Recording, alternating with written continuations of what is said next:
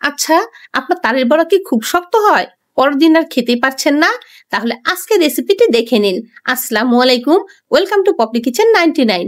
আজকে উপরে ক্রিসপি এবং ভেতরে নরম তুলতুলে তালের বড়া করে দেখাচ্ছি। এজন্য শুরুতে এখানে পরিমাণ মতো প্যাকেটের আটা নিয়ে নিয়েছি।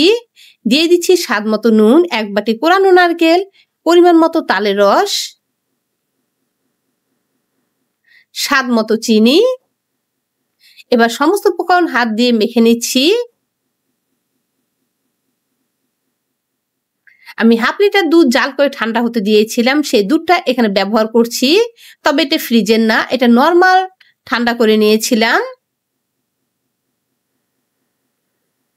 আমি তালের বড়া এভাবেই করি, এতে করে এটা অনেকক্ষণ পর্যন্ত নরম থাকে আর দুধের কারণে খেতে এটা ভীষণ মজার হয়।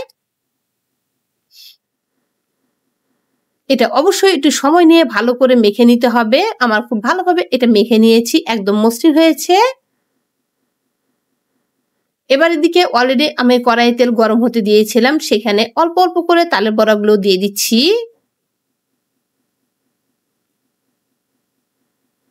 মাঝারি আছে একটু সময় নিয়ে এটা ভাজতে হবে। বেশি আঁচে করলে দেখা যাবে উপর থেকে ভাজা হবে কিন্তু ভেতরে সিদ্ধ হবে না। এজন্য অবশ্যই একটু সময় নিয়ে এটা করবেন। আমার এগুলো প্রায় ভাজা হয়েছে, আর কিছুক্ষণের মধ্যে আমি এগুলো উঠিয়ে নিচ্ছি।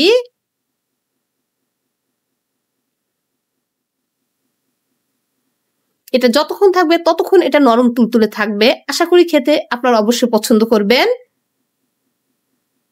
একদম রেডি হয়ে গেল আমাদের আজকে তালের বড়া।